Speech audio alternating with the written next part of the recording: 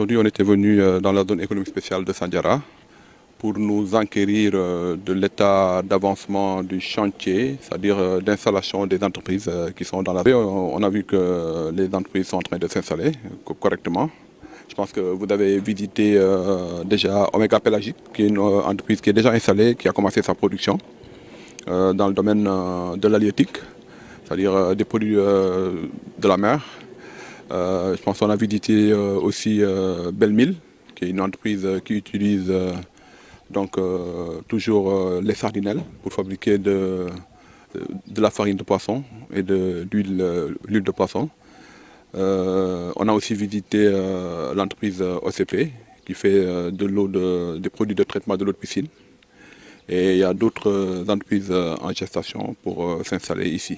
Il faut savoir que toutes ces entreprises, en général, les produits qu'ils font sont destinés à l'exportation, hein, en grande partie.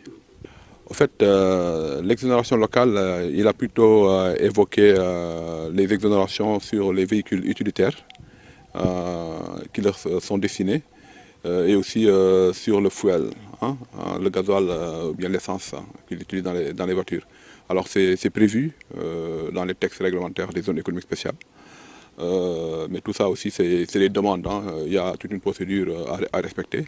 D'ailleurs, c'est pour ça qu'on est venu aujourd'hui avec la douane. Vous avez vu, la douane est là pour que les douaniers aussi se rendent compte de l'état d'avancement des chantiers et qu'il y a travail à faire de ce côté pour que les choses aillent avec célérité. Quand vous êtes du guichet unique? Bon, pour le moment, la zone économique spéciale de Sandiara est gérée par le guichet unique de Diamniadio, en attendant que une convention d'administrateur promoteur développeur soit signée entre Sandiara et Apix.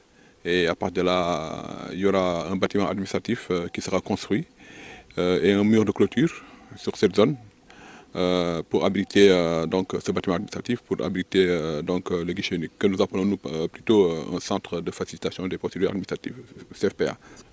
Alors, l'agrément CES, on donne ça à des entreprises qui répondent à des critères d'éligibilité, hein. En fait, aujourd'hui, pourquoi on dit que c'est une zone économique spéciale? Nous cherchons à y installer des entreprises d'abord qui vont investir minimum 500 millions de francs CFA, c'est-à-dire un demi-milliard. Donc nous cherchons de gros investissements. Il faut que ces entreprises puissent exporter au moins 50% de leur production.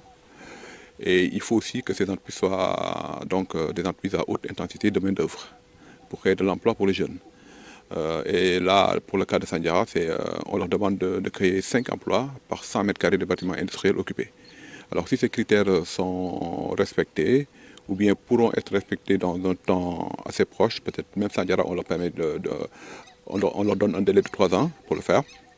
Donc si ces critères sont respectés, ou bien pourraient être respectés, on leur octroie, ou bien on leur délivre une décision d'entreprise, l'agrément de zone économique spéciale.